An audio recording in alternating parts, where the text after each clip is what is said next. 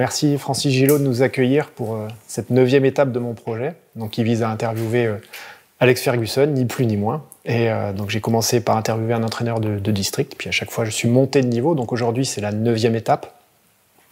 Et donc je suis arrivé à l'entraîneur de Ligue 1, et puis ça tombe bien parce que vous c'est plus de 380 matchs de Ligue 1, il y a 44 matchs de Coupe d'Europe, une Coupe de France, et puis des places de 4e, 5e, 7e en championnat de Ligue 1. Justement, quel regard portez-vous sur votre carrière d'entraîneur de Ligue 1 ? Je trouve que quand on se pose en fin de carrière, on est content de ce qu'on fait.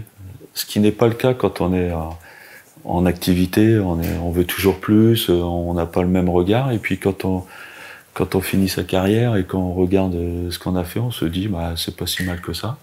Parce que on compare aussi avec d'autres entraîneurs qui ont une renommée, qui n'ont pas forcément les mêmes stats que vous. Donc c'est bien de se poser de temps en temps et puis d'apprécier ce qu'on a fait. On est un peu plus bienveillant avec soi une fois qu'on se pose que quand on est dedans. C'est vrai que quand on est dedans, il y a tellement de choses qui se passent au quotidien qu'on n'arrive pas à faire un point bien précis et puis on ne pense pas à s'arrêter. Donc quelque part, on n'est pas à l'heure des bilans. Par contre, quand il faut faire les bilans comme moi aujourd'hui, qui approche à la soixantaine, je me dis que ce que j'ai fait, c'était bien, parce qu'il y a eu des challenges difficiles à relever, notamment au début, avec la prise en main du RC Lens qui était mal en point, l'Europe derrière. Après, je me suis remis en question également à Sochaux, où on n'était pas bien à la trêve. Donc j'ai repris des clubs en cours de saison, et ça a plutôt bien marché, puisque les clubs ont été sauvés. Et puis après, j'ai eu la chance d'aller à Bordeaux, ou un club un peu plus huppé. Et puis là, j'ai eu la chance de gagner une Coupe de France. Il n'y en a qu'une, mais c'est une belle victoire, parce que c'est un jour inoubliable. Et puis, ça faisait 27 ans qu'ils n'avaient pas gagné à Bordeaux. Et ça fait plaisir de donner du plaisir aux gens, en fait. Vous avez commencé en 96, donc à prendre une équipe de U16, et puis vous avez gravi les échelons en 9 ans à peu près, en étant adjoint Ligue 1 et puis passant entraîneur de Ligue 1. C'était une volonté de votre part d'y aller étape par étape, ou ça s'est fait naturellement finalement ? En fait, ça a été un parcours un peu spécial, puisque j'ai fini à Lens. Après, je suis allé à Montauban pendant 3 ans, où j'ai fait des cours à l'IPC de Toulouse, Institut de promotion commerciale. Je voulais éventuellement reprendre une affaire, mais en parallèle, je passais mes diplômes d'entraîneur avec le CNED. Donc j'ai passé mes diplômes par le CNED, et puis après j'ai postulé pour aller dans des clubs. C'est François Blacard qui était à Sochaux. D'accord. Qui était directeur du centre à Sochaux, qui m'a demandé de venir pour prendre les 15 ans. Et en fait, je suis pas resté 9 ans, je suis resté 7 ans, en alternant des passages avec les jeunes, donc les 16 ans, les 18 ans, où on était champion de France d'ailleurs, en 18 ans. Et puis parfois j'étais adjoint des entraîneurs de l'équipe première, notamment Philippe Anziani et Jean Fernandez. Ils m'ont demandé de venir faire des piges avec eux, donc j'ai alterné les deux. Puis après, je suis parti à Dubaï avec Bruno Metsu, donc une première expérience à l'étranger, où ça s'est bien passé également. Et puis après, je suis revenu à Lens comme adjoint. Donc voilà, je pense que prendre les jeunes, ça permet de s'épanouir en tant qu'entraîneur, parce qu'on arrive, on est tout neuf, disons, on connaît pas trop comment ça va se passer, ça nous permet d'expérimenter certaines choses, des séances d'entraînement. Et puis si on se trompe, c'est avec des jeunes qui sont un petit peu plus conciliants que des professionnels qui tout de suite vont vous cibler quand vous faites une erreur. Donc voilà, c'est un parcours qui a été naturel pour moi, et il y a différents parcours qu'on peut faire quand on veut devenir entraîneur professionnel, mais le mien m'a convenu, parce que ça m'a permis d'avoir de bonnes bases au départ, surtout avec une personne comme François Blacard qui m'a beaucoup appris pendant les 3 ans où j'ai vécu avec lui. Et c'était une ambition pour vous de devenir entraîneur pro, et donc de Ligue 1, ou est-ce que vous auriez pu rester formateur ou rester entraîneur amateur, par exemple, avec, je sais pas moi... Amateur, peut-être pas, parce que si on passe les diplômes, c'est pour à un moment donné passer le pas. Mais c'est vrai qu'il y a beaucoup d'entraîneurs amateurs qui sont aussi bons que vous. et qui n'ont pas la chance d'avoir ce cursus de pouvoir aller un petit peu au-dessus.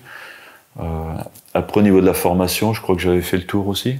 C'est vrai que à un moment donné, on a envie de voir autre chose. Après, c'est les événements qui font que vous êtes adjoint, l'équipe ne marche pas, et puis on vous demande de prendre l'équipe. Donc, c'est pas tellement vous qui décidez, c'est le club dans lequel vous êtes qui décide de vous faire passer un cap. Voilà. Après, ça aurait pu mal se terminer, ça aurait pu être jusqu'au mois de juin, et puis après retourner comme adjoint.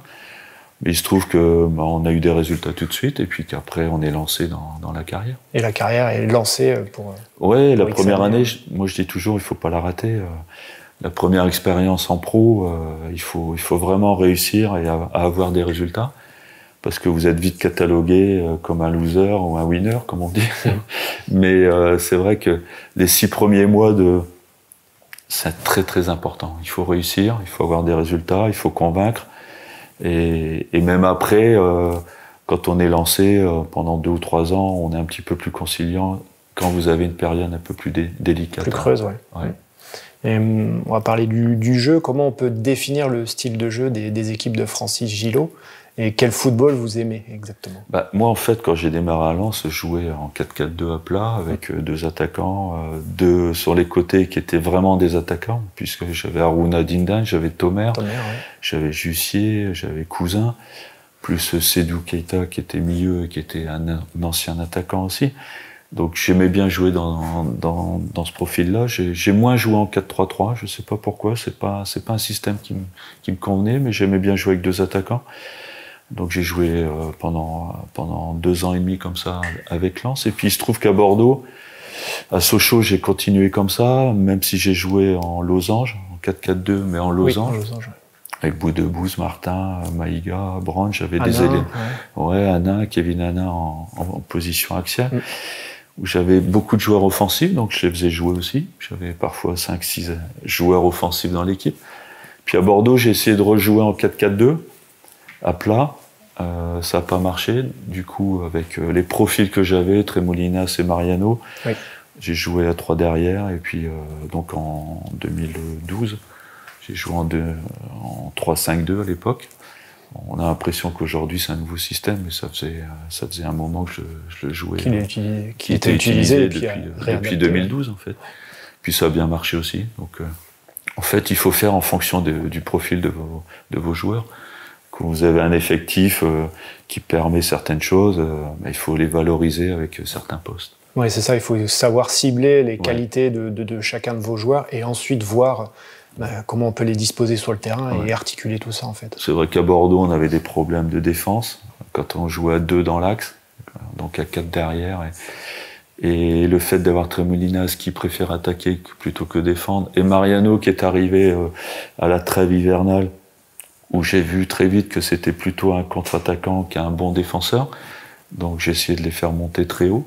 Et puis avec 3 défenseurs axiaux, où ils s'occupaient que vraiment de la partie défensive, ça m'a permis d'avoir une équipe très offensive, mais en ayant un axe de 3 joueurs axiaux qui tenaient la route également. Et ça, on le voit très vite quand on arrive dans un club ou quand on recrute des joueurs, on voit très vite quel style de jeu on va mettre en place, quel système de jeu, quel plan de jeu. Il faut parfois 2 mois, 3 mois, il faut les matchs de préparation.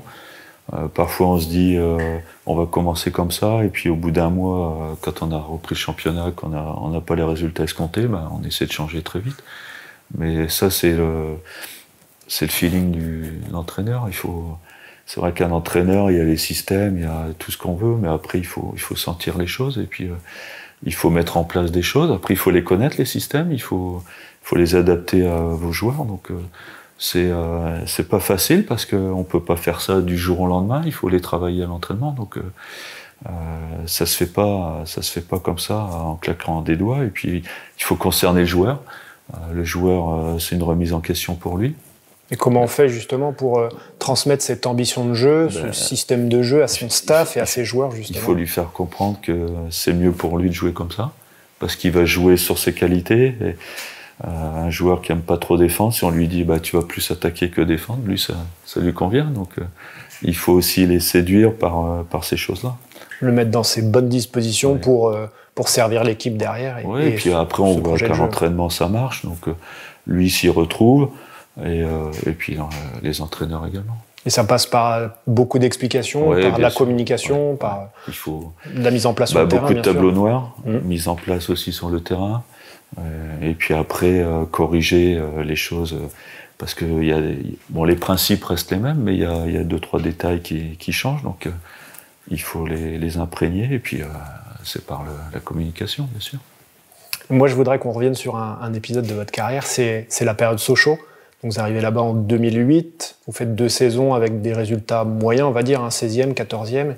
Et puis il y a cette 3e saison où l'équipe, c'est le festival, on a une équipe qui est louée pour son beau jeu, qui finit 5e à la fin de la saison avec les Martin, Boudbouz, Perkis, enfin voilà, du très beau jeu. Justement, comment se sont passées ces 3 années avec ces résultats moyens, et puis comment vous avez réussi à transformer cette équipe avec ces beaux résultats sur la 3e année, quoi. En fait, on m'appelle en janvier, la famille Peugeot m'appelle en janvier 2008. C'est que le club n'est pas bien, puisque ils sont derniers avec 6 points de retard sur le premier relégable. Donc évidemment, en étant dans cette position, c'était dur de finir en fin d'année dans les 10 premiers. La première année était déjà se sauver, c'était presque inespéré pour toutes les personnes qui aimaient ce club. Donc la mission était accomplie. Après la 2e année, évidemment, on n'a pas pu prendre les joueurs qu'on voulait, puisqu'on était l'année d'avant pas dans une place où on pouvait attirer beaucoup de bons joueurs. Donc on a formé des jeunes. Alors quand on forme des jeunes, évidemment, c'est valorisant pour eux, mais on perd des points parce que ça manque d'expérience, et puis il faut les amener au haut niveau, et ça se fait pas du jour au lendemain. Et avec les matchs joués, c'est vrai qu'on parle toujours de Bouz, Martin, mais il y a eu Butin, il y a eu beaucoup d'autres joueurs. Quand ils ont eu une 50aine de matchs dans les jambes, évidemment, pour la 3e année, ça a été beaucoup mieux, puisque ces joueurs-là qui avaient du talent, en plus, ils avaient de l'expérience. Donc, c'était des joueurs à 20 ans qui avaient déjà pratiquement 80 matchs de Ligue 1. Donc, évidemment, c'est tout bénef pour le reste. Et puis, on avait recruté la 3e année 2 ou 3 bons joueurs, dont Brown et Maïga, qui marquaient des buts. Oui. Donc, on avait vraiment une équipe très offensive, avec Kevin Hanna qui était devant la défense, et qui était un ancien ailier droit déjà, au Havre, plus Maurice Belay, Boudbouz, Martin en 10 et 2 attaquants, Brown et Maïga. Donc vous voyez, plus moi je demandais mes latéraux de monter. Donc c'était une équipe séduisante, ça a bien marché, puisqu'on a terminé 5e. Mais voilà, il faut construire. Et à Sochaux, on pouvait construire qu'à partir des jeunes. Donc voilà pourquoi les 2 premières saisons, elles ont été difficiles. Et c'est vrai qu'aujourd'hui, les entraîneurs, on leur laisse pas le temps de travailler en profondeur. Il leur faut des résultats tout de suite. Et même s'il y a un bon réservoir de jeunes dans le club, ils laissent pas le temps d'aller les chercher pour les faire jouer un peu plus. Il faut avoir un environnement spécifique dans le club pour pouvoir mettre ça en place. Il faut bien s'entendre avec le responsable de la formation. Moi, j'allais tous les week-ends voir les matchs des 16 ans, 18 ans. Je passais tous mes week-ends sur le terrain. Alors qu'aujourd'hui, il y a beaucoup d'entraîneurs professionnels. Bon, ils vont pas voir les jeunes et ils vont pas voir la réserve.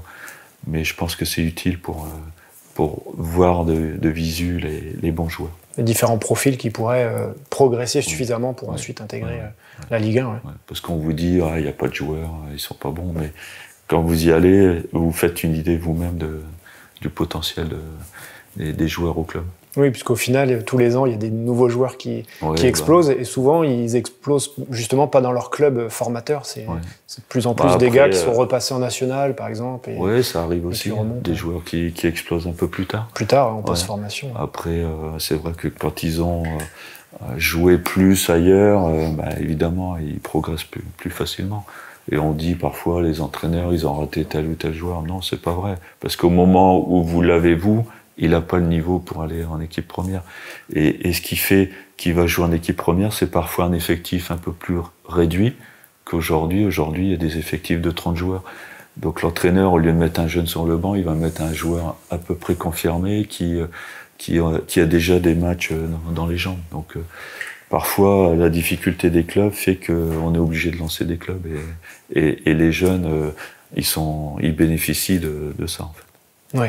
Et en fait, c'est toujours, on ramène ça aussi à la culture du résultat et l'obligation du résultat qui fait que des fois, on ne va pas prendre le risque. Ouais. En Ligue 1, on est obligé d'avoir des résultats. Bien sûr. On est jugé que sur les résultats. À la fin, il faut se maintenir ou obtenir une belle place, ça dépend du club dans lequel on est. Quoi. Alors c'est vrai qu'on voit qu'il y a parfois des bons jeunes qui arrivent, qui ont 17 ans, on voudrait les mettre, mais comme on a un devoir de résultat pour se sauver, par exemple, à Sochaux. À Sochaux, oui.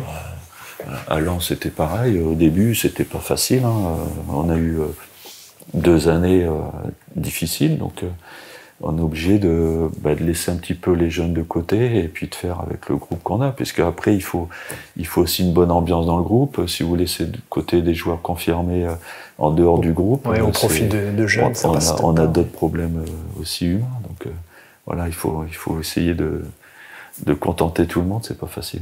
Et de voir que ce projet sur 3 ans aboutit la 3e année, comment on réagit, comment on vit ça exactement, de voir qu'en fait tout ce qu'on a mis en place depuis 2 ans et demi, ça porte ses fruits, c'est beaux résultats. Ouais, c'était bien, mais je me souviens que le dernier match de préparation sur la 3e année, on avait pris 3-0 contre Nancy, et avant de démarrer le championnat, on n'était pas plus sûr que ça. Pas serein, quoi. Non, parce que j'avais changé de système 15 jours avant, pendant la préparation, je voyais que ça n'allait pas, donc je voulais jouer en losange, donc comme on a joué la saison.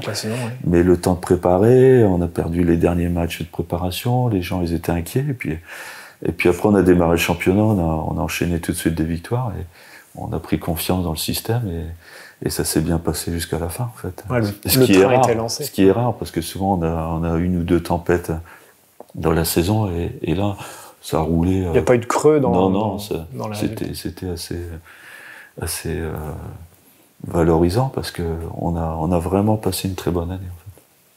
On va parler un petit peu plus de l'entraînement et de la gestion de l'entraînement. Comment vous fonctionnez avec votre staff? Est-ce que vous êtes plus observateur, vous déléguez, ou est-ce que vous étiez vraiment partout, à gérer, à créer les séances et puis à les animer, les diriger chaque exercice? Alors, les créer, oui. J'ai tout le temps fait mes séances. Et après, évidemment, avant d'aller sur le terrain, on avait une réunion avec tout le staff technique, entraîneur des gardiens, adjoint, et puis entraîneur des préparateurs physiques. Donc ça, c'était quelque chose qu'on faisait tous les jours, une réunion avant, pour déterminer les rôles des uns et des autres. Donc, on l'a fait pendant toute ma carrière comme ça. Ça a bien marché, puisque mes adjoints, ils prenaient leur compte et leur plaisir, parce qu'en fait, sur le terrain, j'étais moins dans l'intervention. Je laissais les exercices. Par exemple, mon adjoint, il faisait les exercices techniques au départ. Après, mon deuxième adjoint, au niveau tactique, il s'occupait. Et moi, je mettais une note de temps en temps. Donc, ils se régalaient. C'était pas des gens qui mettaient que les coupelles. Poser les plots, oui.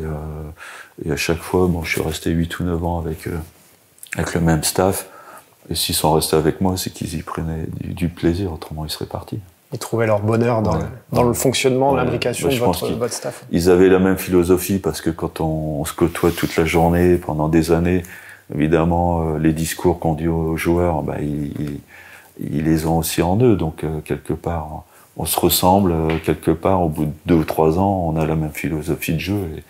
Et c'est ça qui facilite les choses. Et un entraîneur pro, ça dirige un nombre incalculable de séances sur une saison.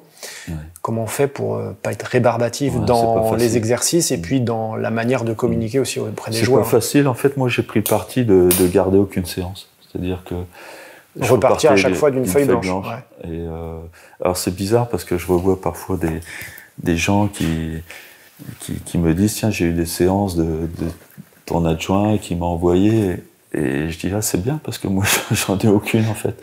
Et c'était une remise en question, parce que même si on fait à peu près les mêmes séances, les équipes, il faut les faire différemment, donc par rapport à son effectif. Et puis, moi, je partais souvent d'une phase de jeu pendant un match qui n'a pas marché ou qui a bien marché. Donc j'essaie de reconstruire une séance à partir d'exercices que j'avais vus, d'un mouvement que j'avais vu pendant le match. Donc c'était une adaptation aux problématiques du moment. Et... Après, bon, il y avait des exercices types qui revenaient de temps en temps. Mais bon, Giroud, il a fait ces mêmes séances pendant 50 ans et puis ça marchait bien aussi. Donc après, aujourd'hui, c'est vrai que la nouvelle génération, ils veulent du changement et c'est presque primordial de changer continuellement les séances. Même pour l'entraîneur, pour voir autre chose, pour amener et puis nous, on a envie de voir des choses par rapport à ce qui n'a pas marché au dernier match. Donc, par rapport à la vidéo, on fait des choses, et puis après, il faut qu'on corrige sur le terrain. L'intérêt, c'est de mettre le joueur sur un problème, en fait, et qu'il réfléchisse de lui-même sur ce problème. Bah, souvent, on réfléchit pour lui. Donc, on lui dit ce qu'il faut faire. Après, il faut qu'il le ressente. Et puis après, il faut qu'il le refasse machinalement. Il faut pas qu'il se dise, tiens, l'entraîneur m'a dit de faire ça. Non, il faut qu'il ressente au fond de lui que c'est ça qu'il faut faire. Analyser, comprendre la situation et bien la traiter, et adapter le comportement adéquat. C'est pas des moutons, il faut absolument qu'ils se prennent en charge, qu'ils se responsabilisent aussi, et il faut qu'ils fassent d'eux-mêmes les choses. Nous on propose, eux c'est eux qui sont sur le terrain. On parlait de la vidéo là juste à l'instant, justement c'est un outil qui est arrivé au fur et à mesure de votre carrière, qui est maintenant omniprésent dans les staffs.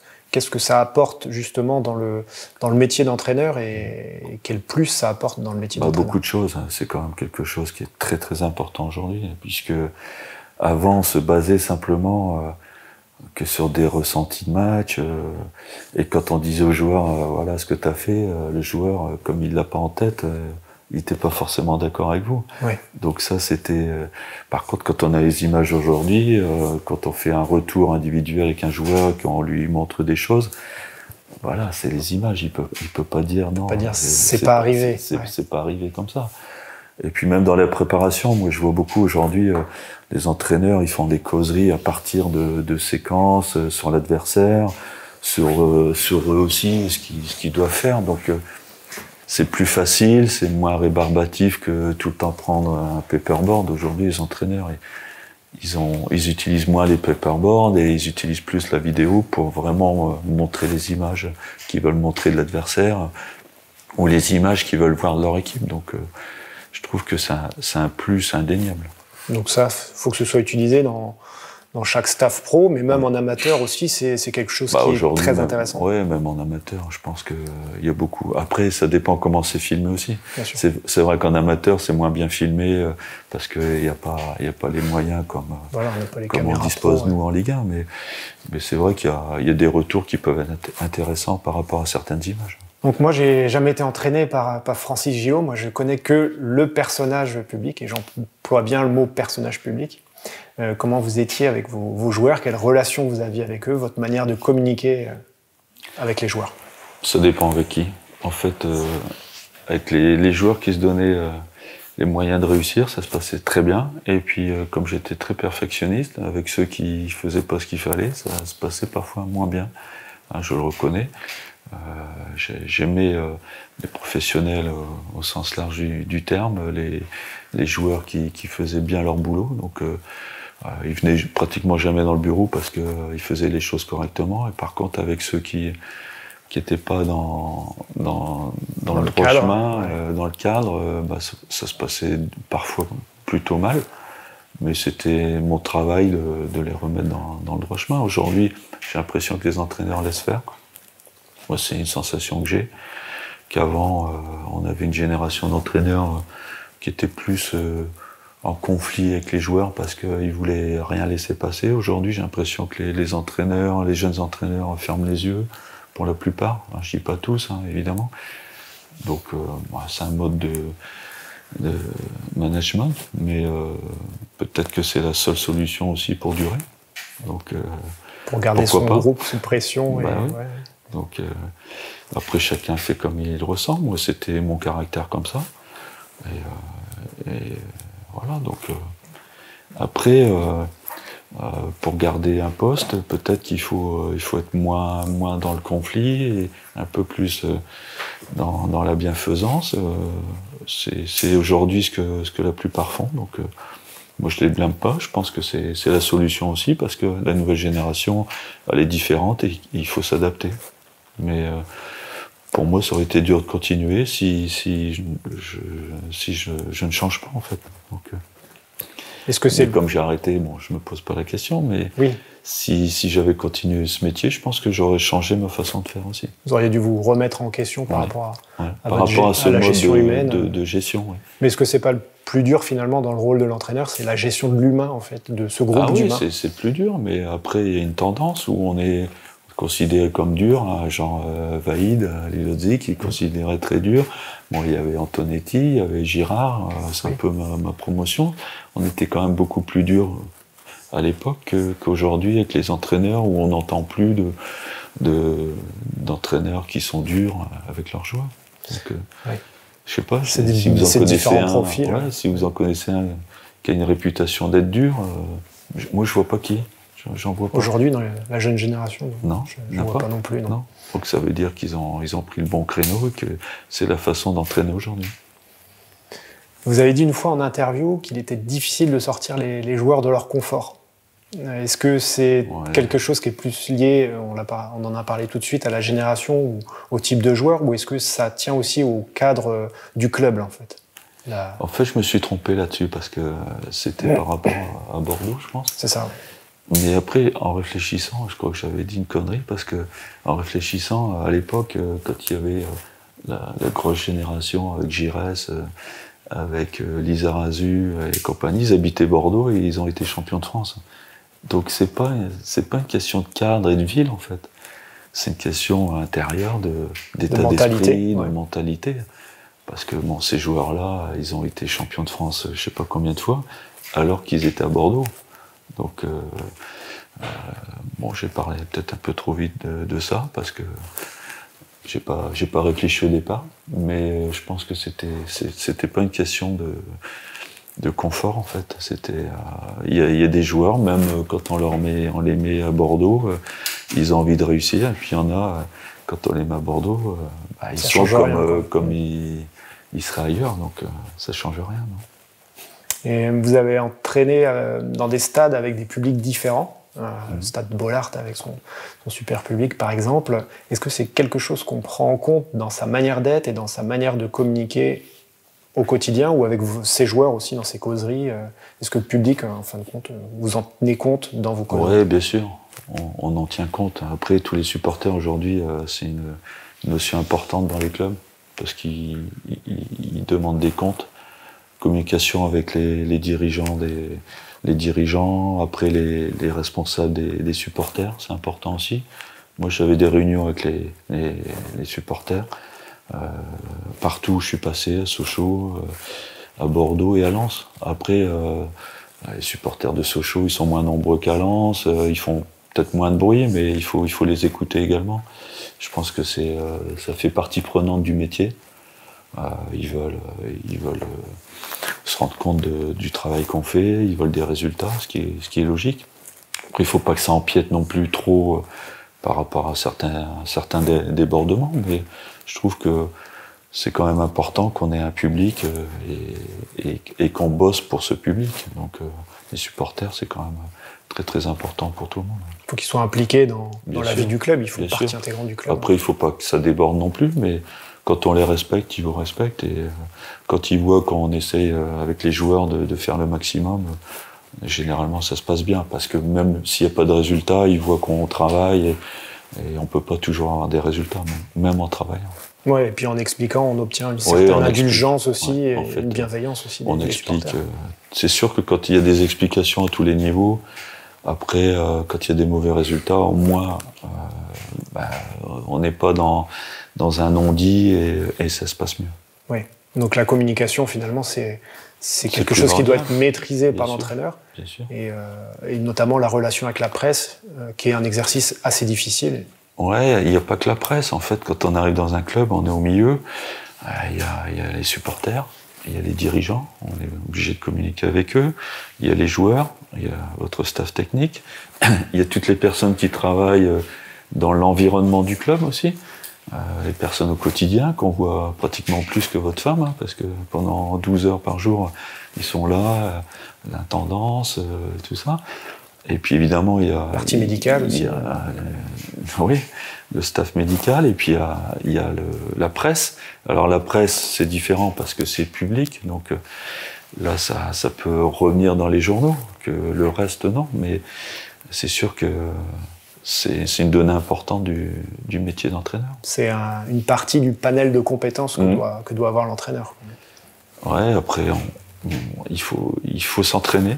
Il faut s'entraîner. On sait que on va avoir tel type de questions après tel match. Quand il y a un événement dans la semaine, on sait que ça va revenir là-dessus. On prépare ce qu'on va dire. Mais bon, à un moment donné, il y a toujours un mot qui, pour vous, n'a aucune signification, mais que pour eux, ça a beaucoup de signification, et puis que ça va broder autour de ça, et puis ça va ça va partir en live, voilà. Ouais. C'est comme ça. Et est-ce qu'on arrive à s'auto-réguler, à se dire ils vont sans doute m'interroger sur tel type de problématique, il ne faut pas que je sorte de mes gonds ou ça puisse me déstabiliser? Moi, ça ne me dérangeait pas, moi j'étais cash. Donc au début, je faisais un peu plus attention qu'à la fin, parce qu'à la fin, j'avais plus envie de m'auto-censurer. Oui, puis il y avait les résultats qui parlaient pour vous aussi. Ouais, peut-être pas que pour ça, mais voilà, au début, on est un bon élève avec la presse, et puis on répond aux questions, c'est carré, et puis après on se fait quelques ennemis. Quelques copains, ouais. Il y a quand même des gens avec qui je suis resté en bon terme. Mais bon, après, quand on voit dans la salle quelques têtes qui vous ont un petit peu dégommé, on n'a plus envie de répondre ce qu'ils ont envie d'entendre et d'être sympa avec eux. Ouais, c'est un petit jeu, on gère. Ouais, c'est un petit jeu comme ça. Bon, ça me plaisait assez. C'est vrai que ça ne m'a pas servi beaucoup sur la fin, mais ça ne me dérangeait pas. En fait. Ouais, vous étiez concentré sur vos objectifs avec l'équipe et sur le foot. Justement, un entraîneur de Ligue 1 qui doit avoir des résultats parce qu'il est dans un club de haut tableau, on va dire, qui joue la Coupe d'Europe, qui se déplace donc à l'étranger. Est-ce que c'est du coup un métier qui est fatigant? Et comment on fait pour gérer cette fatigue physique et puis émotionnelle, psychologique surtout? Ouais, c'est vrai que, bon, après, il y a beaucoup de choses. En fait, j'ai appris à travers la formation que je fais en ce moment avec les entraîneurs qu'il faut se donner du temps libre, avec des moyens pour décompresser, comme le yoga, comme un sport. Et c'est vrai que j'arrivais pas à couper, moi. C'est-à-dire que c'était football 100%. C'était football du lundi au dimanche. Et c'est vrai qu'au bout de quelques années, on s'épuise. On n'arrive pas à trouver une bouffée d'oxygène à travers un sport, par exemple faire du golf ou faire du yoga ou s'occuper un peu plus de la famille, des enfants. Et c'est vrai qu'on s'asphyxie. Et ça, peut-être, si c'était à refaire également, je ferais différemment. Mais on a peur aussi de dire, tiens, que va dire le président si je viens pas au club? Voilà, c'est des questions toutes cons, comme ça. Ouais, si je suis pas présent, qui font, il suffit que le président arrive le lundi après-midi une seule fois dans la semaine et qu'il vous trouve pas, vous dire, lui, il bosse jamais, en fait. Ouais. Et surtout si vous avez perdu le week-end avant. C'est tout con comme raisonnement, mais en fait, qu'on gagne ou qu'on perde, il faut s'octroyer au moins 2 demi-journées dans la semaine pour couper. Et ça, j'ai pas réussi à le faire. Ça, c'est vrai que si c'était à refaire, je referais différemment. Et la gestion du temps, justement, c'est une notion très, très importante. Donc l'entraîneur à 100% concentré sur son staff, son équipe, etc. Comment il fait pour progresser, lui, pour apprendre de nouvelles choses? C'est dur. C'est dur, en fait, parce qu'on pense football, évidemment, quand on est à l'entraînement, puisqu'on est dans l'actualité, mais la nuit, c'est pareil. En fait, on dort moins bien après une défaite, après une victoire. Même après une victoire, on dort pas. Il y a tellement d'excitation. Donc, en fait, votre semaine est déjà foutue parce que le lundi, on n'a pas dormi le samedi soir, donc c'est compliqué. Et le dimanche, il y a des crassages, il y a les problèmes quand on a perdu, parce qu'il y en a un qui n'est pas rentré, l'autre qui n'a pas joué. Enfin, il y a beaucoup de choses à régler. Donc, la fatigue physique s'accumule, la fatigue mentale aussi. Et il faut trouver un moyen de couper avec tout ça, ce qui n'est pas évident. Donc il faut sortir l'esprit de tout ça. Et j'avoue que c'est quelque chose qui n'est pas facile à faire. Ouais, c'est un exercice qui est déposer le cerveau au football et remettre le Parce qu'il y a la fatigue physique et mentale. Donc physiquement, bon, on fait une sieste d'1 heure ou 2, ça va, on va récupérer. Mais par contre, mentalement, le problème, il reste dans la tête longtemps. Et puis, moi, j'ai coutume de dire, quand on est entraîneur, on a 2 ou 3 problèmes tous les jours à régler. Donc... c'est un gestionnaire de problèmes. Ouais, il y en a une 30aine dans la semaine, donc ça fait beaucoup. Ouais. Et puis, il faut les résoudre. Il faut faire en sorte de les résoudre. Donc, voilà. Donc ça, c'est épuisant. Ouais. Et puis, on a toujours un qui arrive quand on a réglé quelque chose. On se dit c'est bon. On se dit c'est bon. Ben non, il y en a un autre qui arrive très vite. Voilà. C'est comme ça. C'est partie du métier. Est-ce que dans votre parcours d'entraîneur, dans votre cursus, dans votre apprentissage, est-ce qu'il y a eu des personnes clés qui vous ont donné envie de devenir entraîneur ou qui vous ont aidé à passer des caps précisément tout au long de votre carrière? Pas forcément, en fait. Bon, j'ai eu des entraîneurs en tant que joueur, c'est sur ceux-là où on se base quand même. Alors, il y a eu beaucoup de bons entraîneurs quand j'étais joueur. J'ai eu des personnes comme Gérard Rouillet, comme Gérard Banide, Henri Kasperzak, Arnaud Dos Santos. Après, j'ai démarré quand j'étais jeune joueur à Valenciennes avec des anciens qui sont moins connus, Erwin Wilczek, Déméné. Enfin, donc j'ai eu beaucoup de bons entraîneurs. J'ai eu la chance de côtoyer. Donc on prend le meilleur des uns des autres. Ouais. Puis on essaie de faire une sauce avec ça, avec ce que nous on ressent. Et voilà, je me suis pas tellement inspiré quand vraiment j'ai commencé ce métier de personnes, de gens connus, d'entraîneurs connus. Non, j'ai plutôt essayé de faire comme moi je le ressentais.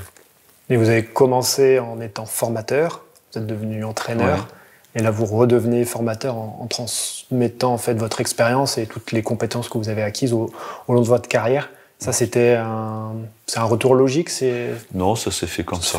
J'y croyais même pas. On m'a contacté, mais autrement, c'était pas prévu comme ça. En fait, bon, il y a des modes. À un moment donné, c'était Guardiola. Aujourd'hui, c'est Klopp. Après, ça dépend de l'équipe que vous avez. Pour moi, un bon entraîneur, c'est celui qui tire le maximum du potentiel de son équipe, en fait. Peu importe, l'entraîneur amateur, évidemment, il va pas être reconnu comme Klopp ou Guardiola, mais s'il emmène son équipe au plus haut de ce qu'il peut faire, pour moi, c'est un très bon entraîneur. Évidemment, on va pas se comparer, nous, avec des gens qui ont des joueurs de très très haut niveau. Donc il faut faire le mieux avec l'équipe qu'on a, avec l'effectif. Et voilà, c'est pas le fait de dire moi j'aime bien Klopp. Oui, mais t'as été voir des entraînements, t'as assisté à des causeries? Non. Donc on sait pas ce qu'il fait, on sait pas ce qu'il demande. On n'a que la vision de l'extérieur. On a une vision, oui, il a l'air sympa, il a l'air convivial, il est bien, il est dans la bienfaisance, tout ça, ok. Mais on le connaît pas, on sait pas ce qu'il fait. Peut-être les joueurs, ils s'emmerdent avec, hein. Je sais pas, hein. Peut-être. On sait pas tout ce qu'il a fait la semaine pour arriver à ce résultat du week-end. Donc, moi, je préfère ne pas dire n'importe quoi et dire oui, j'aime bien d'apparence comme ça, mais c'est qu'une apparence. Travailler, savoir ce qu'il fait, je sais pas. Donc, je préfère ne pas me comparer à qui que ce soit, en fait. Et les gens qui sont en amateur, c'est pareil. Ils se reposent sur quoi? Est-ce qu'ils ont été dans des clubs? Est-ce qu'ils ont assisté à des causeries d'avant-match? On n'accueille pas les gens dans les causeries d'avant-match. Hein. Moi, j'y vais en ce moment parce que c'est mon boulot. C'est votre rôle, oui. Mais on n'accueille jamais. Hein. Déjà, le président, quand il vient, c'est déjà limite. Donc voilà, on sait pas ce que les entraîneurs disent aux joueurs. Oui, et pourtant, il y a beaucoup de gens qui se font leur avis juste sur le match. Défensif. Qu'est-ce qu'il a dit à la causerie? On ne sait pas. Puis, quels sont les profils de ces joueurs? Est-ce qu'il y en a qui sont blessés? Enfin, des fois, on tire des conclusions sur des matchs. On entend des commentaires de matchs. Il est défensif. Non, il a peut-être demandé l'inverse. Mais les conditions de jeu font qu'à un moment donné, l'adversaire est plus fort. On recule.